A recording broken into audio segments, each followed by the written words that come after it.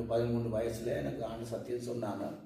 சொல்கிறதுல உண்மையில் நான் என் உள்ளத்தில் அவர் விசுவாசித்த நம்பினன். ஜெபம் பண்ண சொல்லி தந்தாங்க ஒரு சபையினால். அப்போ நான் அதை நான் விசுவாசித்து ஜபித்தது உண்டு. ஆனால் நான் ஜபித்த காலத்தில் எங்களுடைய அக்காமார் பரிகாசம் பண்ணுவாங்க.